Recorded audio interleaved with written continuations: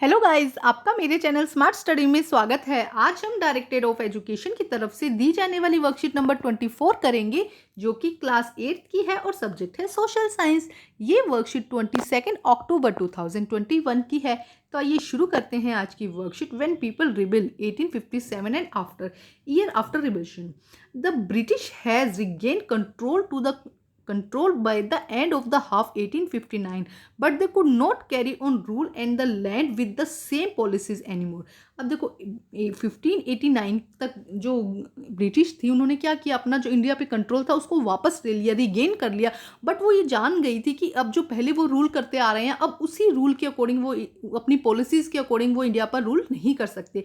Given below are the important changes that were introduced by the British. और इसके लिए उन्होंने क्या किया, अपना जो भी पॉलिसी थी उसमें कुछ कुछ चेंजेस किए।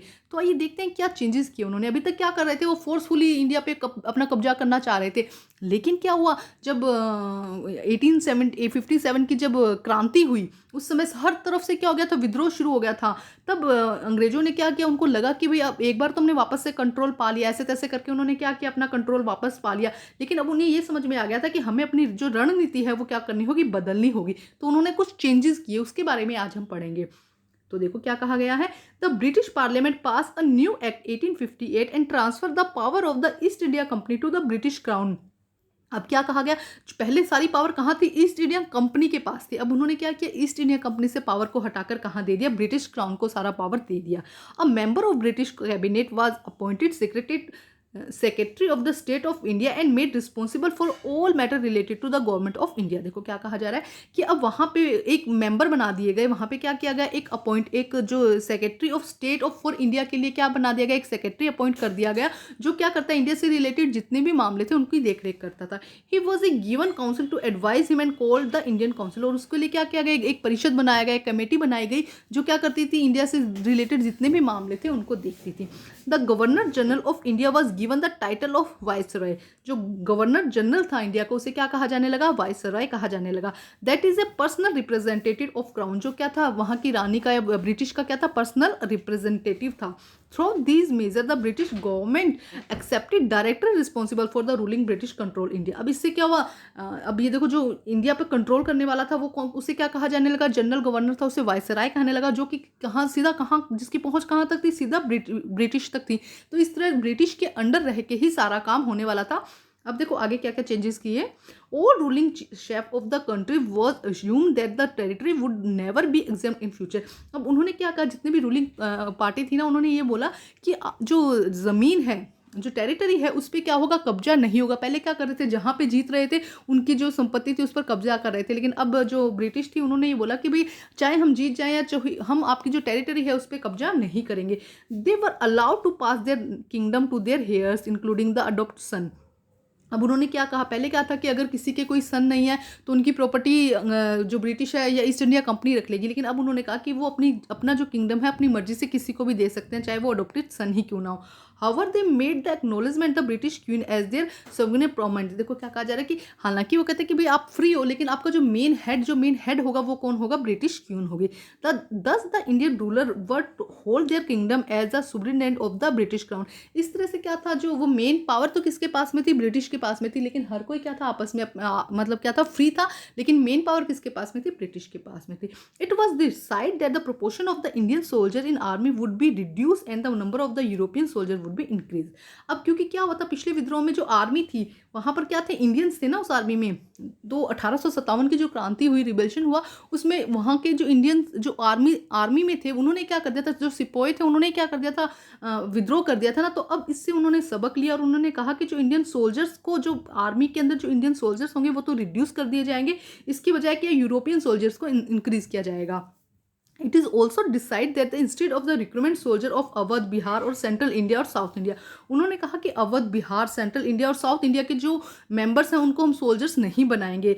इसके बजाय हम new soldiers would be recruitment from the Gorkha, Sikh and Pathan. इनको हम क्या करेंगे, नए जो सोल्जर्स, अगर इंडियन में हमने सोल्जर्स बनाए तो इनको सोल्जर्स बनाएंगे।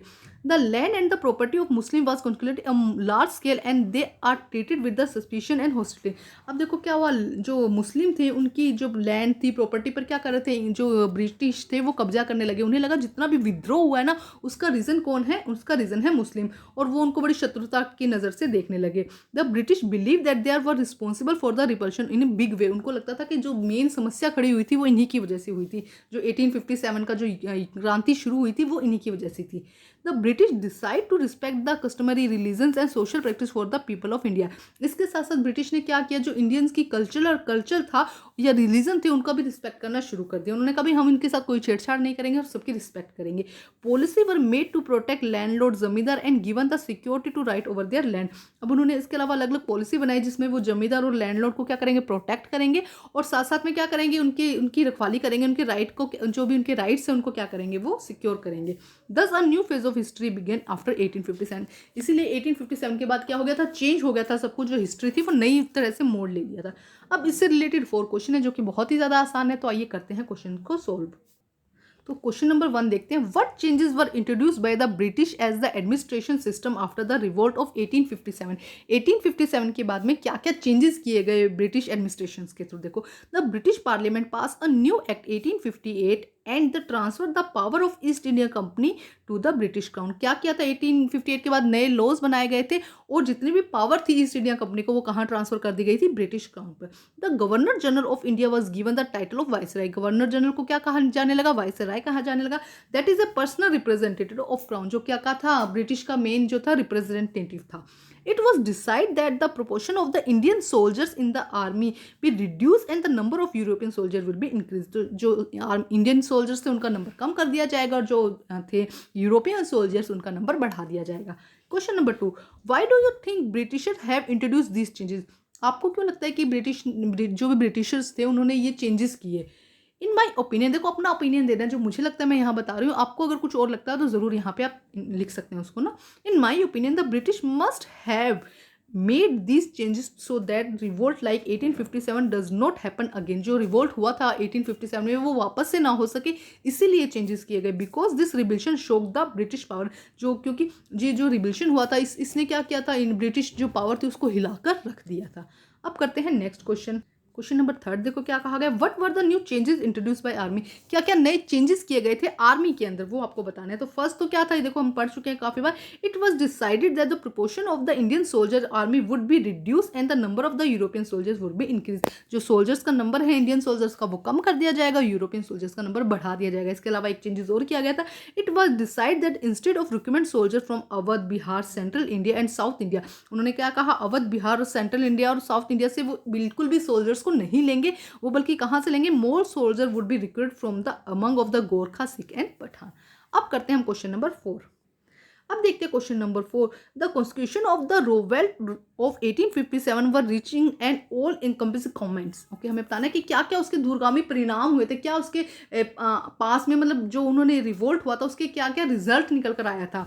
The British had regain control on the country by the end of the half 1519 but they could not carry the own ruling land with the same policy of the more। अब उन्होंने क्या क्या परिणाम निकला, first तो ये निकला ना कि उन्होंने हालांकि अपना वो तो वापस ले लिया था, जो कंट्रोल था वो तो इंडिया से वापस ले लिया था, लेकिन क्या था, सेम पॉलिसीज उनको अपनी चेंज करनी पड़ी। अब उनको लग गया था कि उन पॉलिसीज के साथ में हम कंट्रोल नहीं कर पाएंगे। और ruling shape of the country were assume that the territory and never be examined in future. They were allowed to pass their kingdom to their heirs including adoption. अब उन्होंने कुछ रूल्स बनाए, उन्होंने कभी हम आपकी जो संपत्ति है, आपकी जो प्रॉपर्टी है उस पर कब्जा नहीं करेंगे, आपकी टेरिटरीज पर हम कब्जा नहीं करेंगे, और आप जिसको भी अपना किंगडम देना चाहते हैं आप उसको अपना किंगडम दे सकते हैं, चाहे वो आपका कोई भी रिलेटिव हो या फिर आपके अडोप्ट सन हो, हम उसके अंदर इंटरफेयर नहीं करेंगे। और थर्ड क्या कहा गया था, the British decide to respect the, British ने क्या डिसाइड किया था, जो भी उनके रिलीजन्स थे, इंडियन के जो भी कस्टम्स था उनको क्या करेंगे, वो रिस्पेक्ट करेंगे। Religion and social practice of the India, उन्होंने क्या कहा, इंडिया के जितने भी रिलीजन एंड सोशल हैं उनका हम रिस्पेक्ट करेंगे। तो ये थी आपकी वर्कशीट को कंप्लीट करके अपने टीचर से ज़रूर चेक करवाइए, और प्लीज़ मेरे चैनल को लाइक कीजिए, सब्सक्राइब कीजिए और शेयर कीजिए। Thank you.